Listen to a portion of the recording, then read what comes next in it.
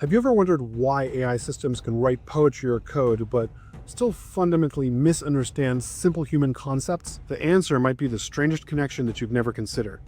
We need to teach AI like Miyamoto Musashi taught his samurai students, not like computer scientists program machines. In this video, I'm going to share the bizarre but brilliant parallel between 17th century Japanese martial arts instruction and the future of artificial intelligence. This unconventional approach explains why AI systems struggle with creativity despite massive datasets and processing power. In our quest to understand the nature of the mind itself, we find ourselves at a remarkable threshold. Welcome to Deep Thoughts, where we examine the fundamental patterns of how humans think, learn, and perceive. Our computational tools have begun to mirror aspects of our own cognition. Yet creating true artificial general intelligence requires understanding the deeper principles that guide human thought. I'm Ev Goldstein, licensed engineer and data scientist, and I invite you to join me on this journey into the very essence of what makes us think. In 1612, a young samurai named Miyamoto Musashi found himself pondering a persistent problem at his dojo in Edo, Japan. His most promising student, a merchant's son named Takeshi, struggled to remember complex sword techniques despite hours of verbal instruction. Musashi noticed how easily the boy memorized the temple dances during festivals, his body flowing naturally through the choreographed movements after just a few demonstrations. One evening, watching Takeshi practice these dances by moonlight, Musashi had an insight. Rather than trying to explain sword techniques with swords alone, he began choreographing them into precise patterns of movement.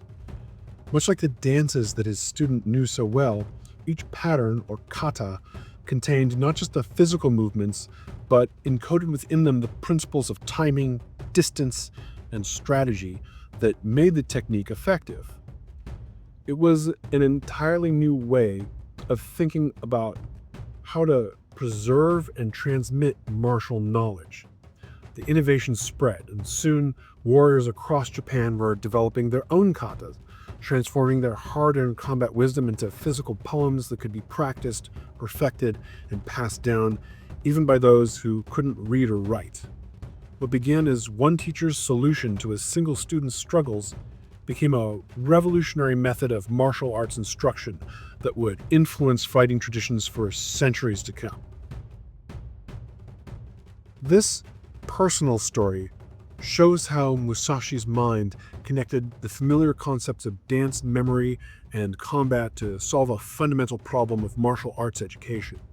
By observing his students' natural learning patterns, he discovered a way to make abstract fighting principles concrete and memorable through movement. To accomplish meaningful tasks in the world, your mind relies on a collection of concepts. These concepts come into play when you reason through and address challenges. For instance, consider a situation from Japanese culture. How can I prepare a perfect bowl of ramen? Solving this involves a set of concepts like ingredients, cooking, and ramen itself. Logical thinking also depends on concepts. The broth won't taste right without the fresh noodles. A strainer separates the noodles from the boiling water. Therefore, a strainer will help me make perfect ramen. The distinction matters because the way that you understand concepts shapes how you think and how you act from day to day.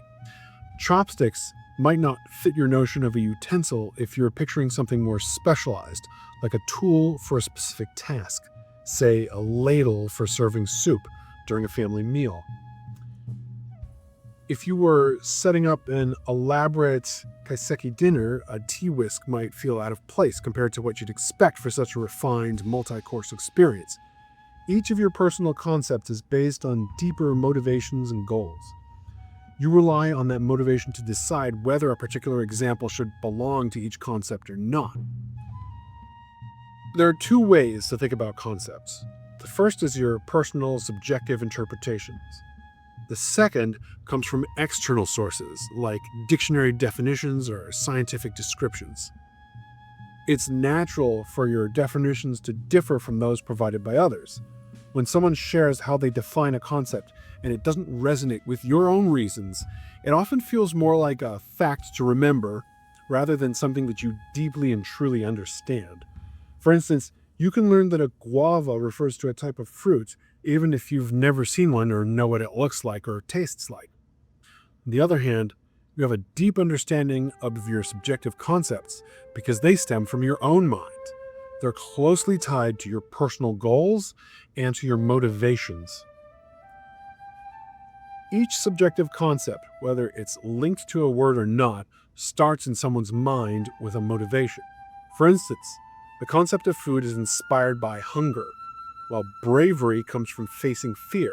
The idea of society springs up from our inherent desire to belong.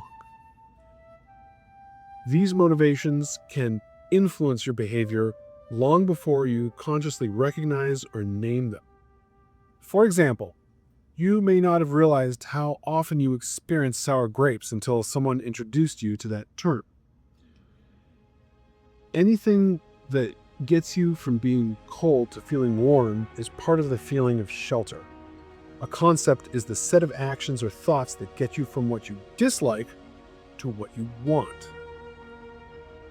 Sometimes it's difficult to figure out what drives a concept. Remember that chat we had about creative thinking? Well, the idea behind a thought or action tends to get lost once you hang on to it. Plus, it often doesn't match up with the causal explanations that people throw around.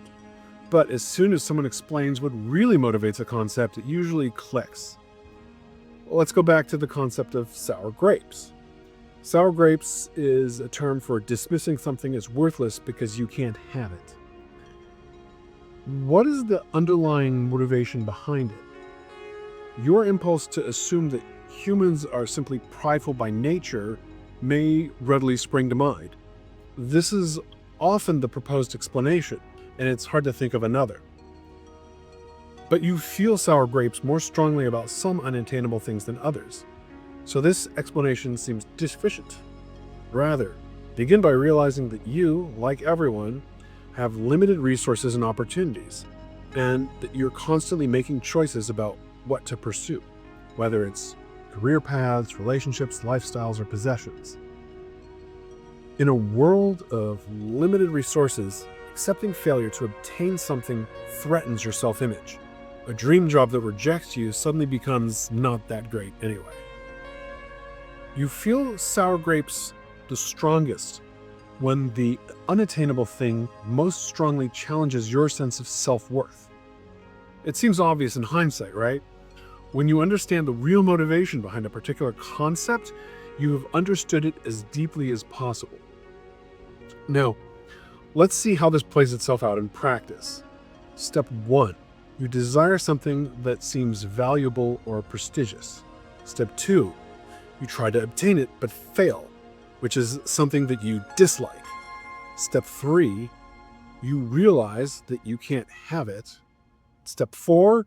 You protect your self-image by deciding that it wasn't worth having anyway, which is something like step 5. The thought of that thing also being not so great becomes a solution to your problem, and you convince yourself and others of this. You may forget all about steps 1 and only remember that there was something that you decided wasn't worth wanting. You might even experience doubt about whether you're being honest with yourself, but that's a different problem. The problem of self-deception.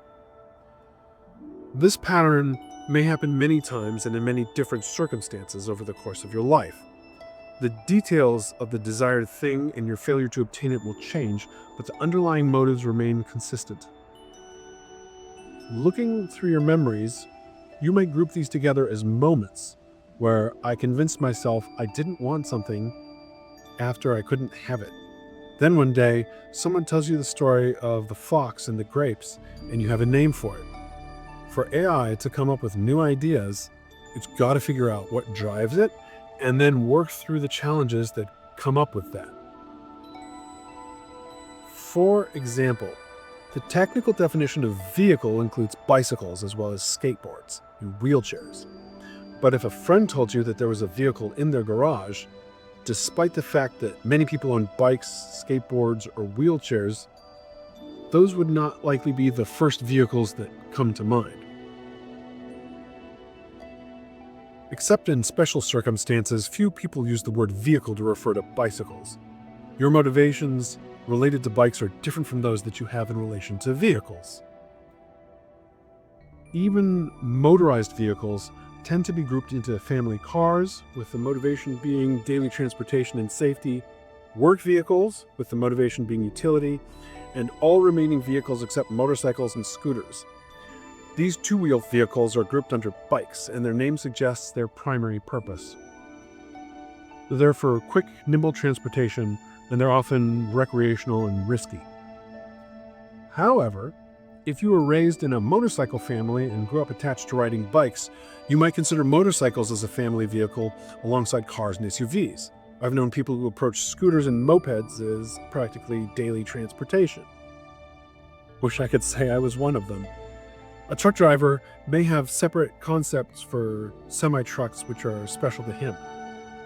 The way that our ideas and concepts are constantly changing makes it too difficult to come up with a complete list of them. And AI has to create its own concepts based on what it goes through and what it wants. What's useful for it really depends on its situation. We put a word onto a concept just to make chatting easier, to find some common ground in how people view things. The whole thing gets even trickier when you dive into abstract ideas like love, justice, or what's good and bad. Life can be all kinds of messy, and you might find yourself scratching your head about where a particular experience fits in. Your feelings and opinions can shift back and forth, sometimes totally contradicting each other.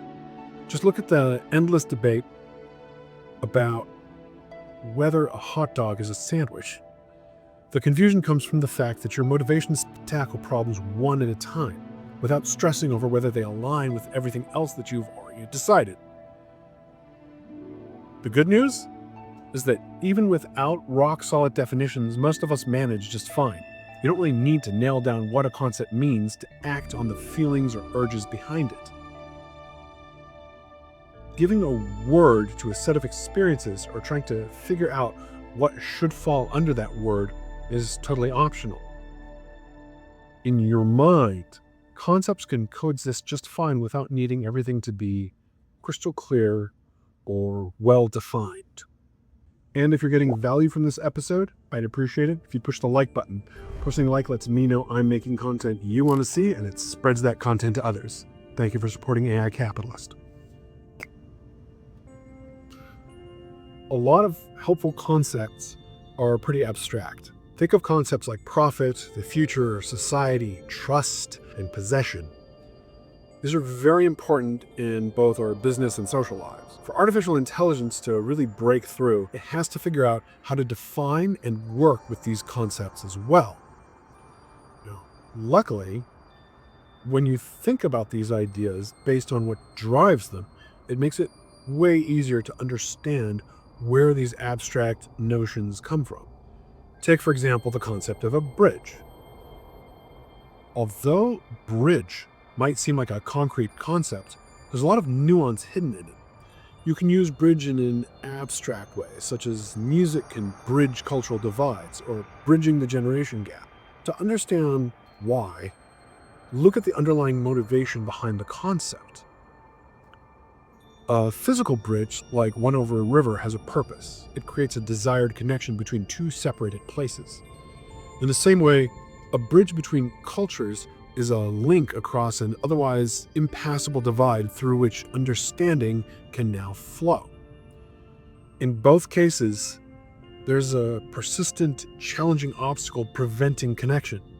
This is the gap. And across this gap, there's a deliberate structure that enables connection. So the underlying motivation behind bridge is to connect things that are otherwise separated. Connecting the definition of a concept to its underlying motivation helps explain why some things that would otherwise be called bridges are not. For instance, in a shopping mall where the floors are connected by escalators, you may hesitate to call them bridges, even though functionally speaking they are. You're more likely to refer to them as walkways or connections. In fact, I did that 2 sentences ago and you didn't mind. This is because for something called a bridge, it needs a significant gap or barrier to give it meaning. If one of those connections spanned across an open atrium while others didn't, you might call that the bridge. To an architect who's designing the mall, the walkways may all be bridges. This is because his motivations are different from yours. He cares more about the structural support and safety, not whether the bridges are crossing a meaningful divide. That's why it's his job to care about them. The same word can be used in different ways, even by the same person, if the circumstances or if the motivations are different. Understanding the concept of bridge in terms of your motivations also explains where the expression music and bridge cultural divides comes from. Whereas most concepts at connecting different cultures face barriers of language and custom, music can create understanding, which is the connection. It goes without saying that the person who came up with this expression was trying to connect different cultures through various needs, but was blocked at every turn by language, customs, and belief.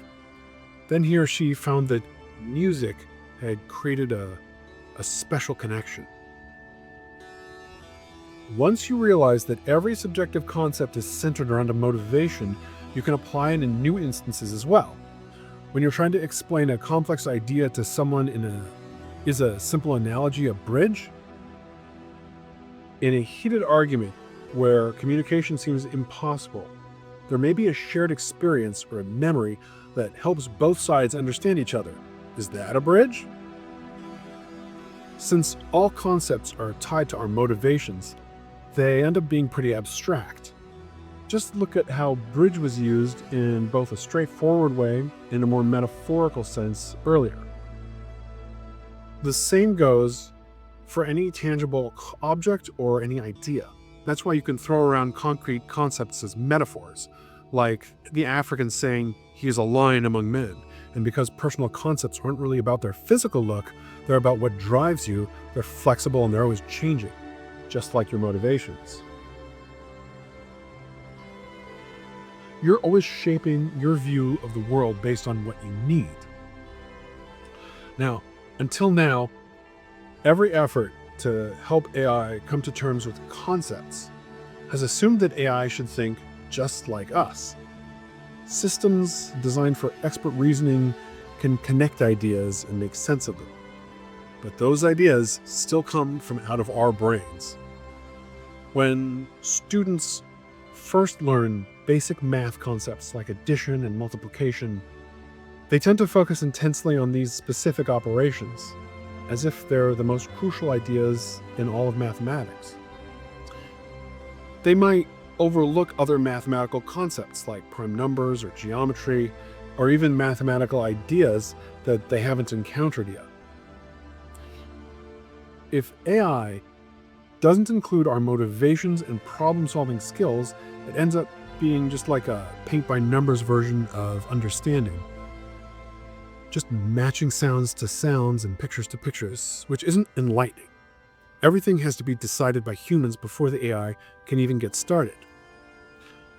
As humans, creativity is rooted in our personal concepts, and those concepts that push us to learn and do things in fresh and helpful ways.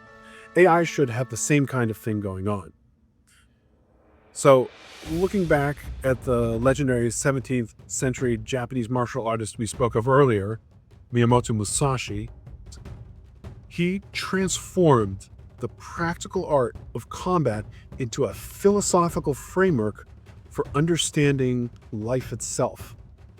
As a young warrior, Musashi's world was defined by immediate, concrete challenges: the clash of steel, the movement of opponents, the split-second decisions between life and death. By the time he was 20, he'd fought in over 60 duels, each one a discrete problem to be solved through skill, strategy, and instinct. But as Musashi continued his journey, patterns began to emerge from these individual encounters. He noticed that certain principles of combat appeared repeatedly, transcending the specific circumstances of each duel. The importance of timing, the relationship between distance and advantage, the interplay between perception and action, these weren't just tactics for winning fights, but fundamental principles that could be abstracted and applied more broadly. Through decades of experience, Musashi developed what he called the strategy, Bingfundo Dao.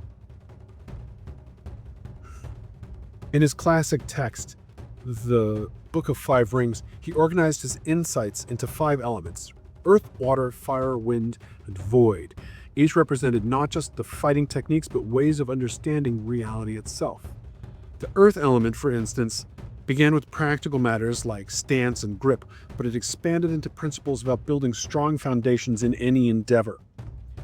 The water element started with the importance of adapting one's sword techniques to circumstances, emphasizing flexibility and responsiveness. But it grew into a broader concept about flexibility and responsiveness in all of life's situations. What makes Musashi's conceptual development fascinating is how it progressed from immediate practical concerns to an abstract understanding. He didn't begin with philosophical theories. His insights emerged from thousands of hours of practical experience. The motivation was initially survival and victory in combat, but through careful observation and reflection, he developed concepts that transcended their martial origins. The transformation from practical skill to abstract understanding wasn't immediate or planned. Each duel, each training session, each moment of reflection added another layer to his understanding. The concepts he derived weren't merely intellectual exercises. They were tools for understanding reality itself, tested and refined through direct experience. When he wrote that you can see the way of strategy in everything and the way of the warrior is the same way of the merchant, he was expressing how fundamental principles could be abstracted from specific circumstances and then applied universally. Musashi's journey from swordsman to philosopher mirrors the way all human concepts develop, emerging from the practical needs and the concrete experiences before being formalized into abstract principles. Just as his understanding of combat grew into a broader framework for understanding life, our concepts typically begin with immediate practical motivations before we step back to examine and formalize them.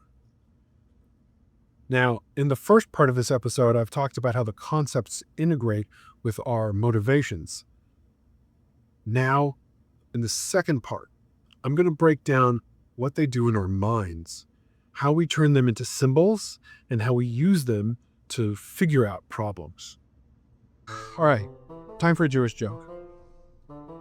A guy comes home to his mom. He says, "Mom, I got great news for you. I'm getting married." She says, "Oh, Mazel Tov, I'm so happy you're getting married. My son's getting married. When do I get to meet the girl?" And he says, "Hey, you know what? I'm going to bring home 3 girls, and we're going to see if you can pick out which one. I'm going to bring the one that I'm getting married to." It's okay. So he brings over a blonde, a redhead, and a brunette.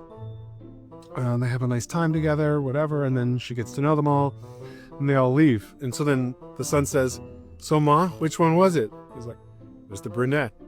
So then he says, "Oh, you're right. That's amazing. How did you guess that? How did you know it was her?" She says, "I didn't like her."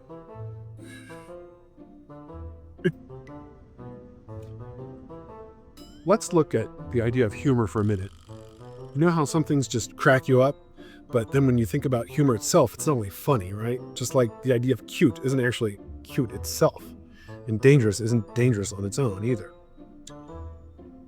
A concept is totally different from a real-life example of that concept. They don't function the same way at all. When you dig into a concept, it feels more formal or academic, which is a different feeling than how you actually use and experience it from day to day. In a previous Deep Thoughts episode, I talked about concepts in terms of how they affect life, how they shape your thoughts when you're dealing with the real situations. But now I'm going to switch gears and I'm going to look at concepts as you see them in your mind. Since you can reflect on your own thoughts, you can actually think about what you're thinking. You can analyze all sorts of mental states, like your feelings, predictions, and your experiences. So when we circle back to humor, have you ever thought about where the whole idea of humor comes from in the first place? Just by looking at your own thoughts? So let's break this down in a more approachable way. Now, picture this. As a kid, you noticed that some sights and sounds made you crack up, but you had zero idea of why. They just tickled you. As you got older, you realized that laughing felt awesome, and you wanted more of that good feeling. Eventually, you figured out that you could try to make other people laugh too, especially when you started to pick up on their feelings. Sometimes it worked, sometimes it didn't, but that made you want to get a better grip on what actually gets you laughing so that you could keep the giggles coming. This is when you first started to think about the whole idea of humor. You wanted to be liked and create that laughter vibe with others, right? So, when you dig into your own mind and start naming concepts, that's like a second step that you take after already feeling motivated to connect with people. It's like you're putting a label on something that's already brewing inside of you. All the concepts that you know about develop in this way. They're afterthoughts. And as you saw in the humor example, the reasons for naming a concept are often different from what motivates that concept. It's difficult to sort out what's actually causing that when you try to analyze your own thoughts. Humor, for example, isn't really a cause. It's more like you're interpreting your thoughts and actions and trying to wrap your head around them. You're on a quest to understand yourself better so that you can tackle new dilemmas. To really highlight this idea, let's dive into a detailed example that shows this pattern in action. Growing up, you may have watched people use a stove, a microwave, maybe a grill, perhaps an oven. You may have used a toaster or a slow cooker. You learn how to use each of these on their own. You may have struggled to use the microwave as a child or operate the toaster, but pretty soon you got the hang of it. At no point did you need to understand the concept of cooking methods in order to use a microwave or a toaster or an oven. One day, perhaps you need to prepare a meal and you realized that you had many different options. You had a moment of indecision. This was a new problem that you hadn't faced before. You had to pick which would be best.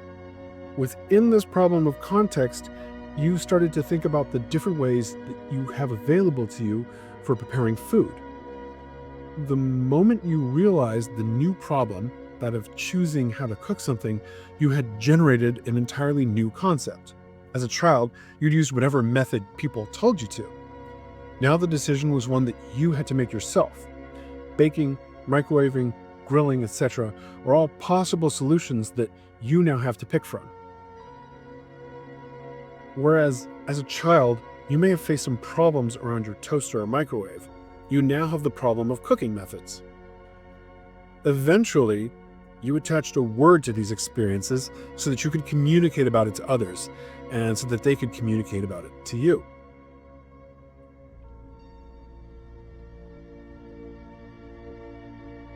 Now, let's look at how our minds organize everyday situations. Think about different types of cooking methods. When you need a quick snack, you might use the microwave. When you're making Sunday dinner, you're going to turn on the oven. For summer barbecue, you might fire up the grill. Now, each of these situations starts with a specific need and then leads to a particular cooking choice. They all connect to the same basic concept of cooking methods. Our brain naturally groups these related solutions together. This mental organization helps us to make quick decisions about how to prepare food based on our own specific needs. So, why bother at all? Now, there are two main reasons. First off, it's all about sharing your ideas with the others. It's pretty fun to chat with friends who get where you're coming from, but to do that, you need to put your thoughts into words.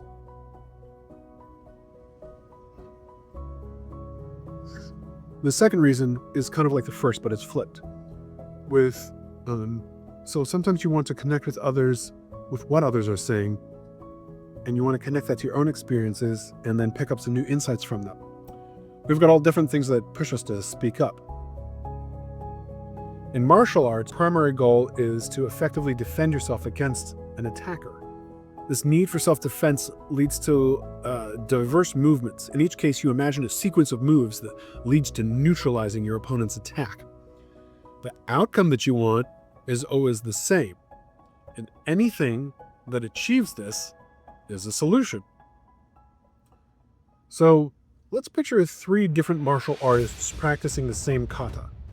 In each case, they're executing a blocking technique followed by a counter-strike. While their body types and speeds are different, the basic pattern, the block and counter, follow the same fundamental path each time. This illustrates how our minds recognize patterns. Even when the physical details change, we can spot the core concept. Martial artists doesn't need to memorize every possible attack scenario.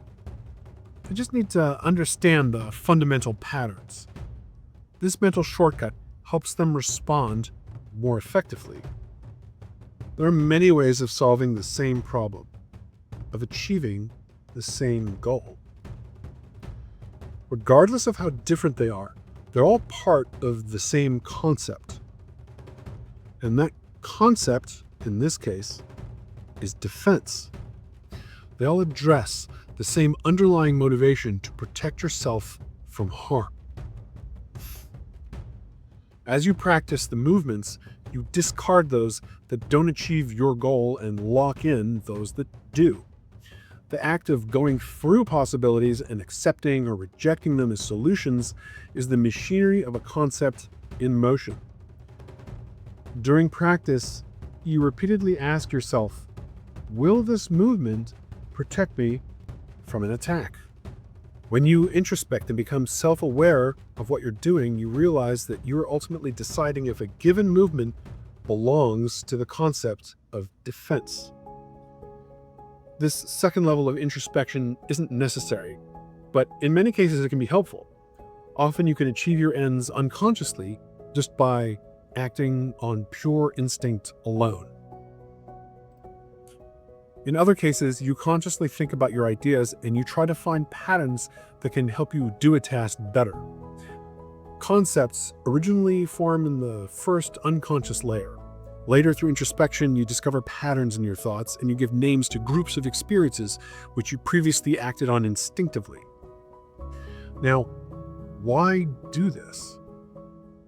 In martial arts, you may soon find that having a few good techniques in your back pocket isn't enough.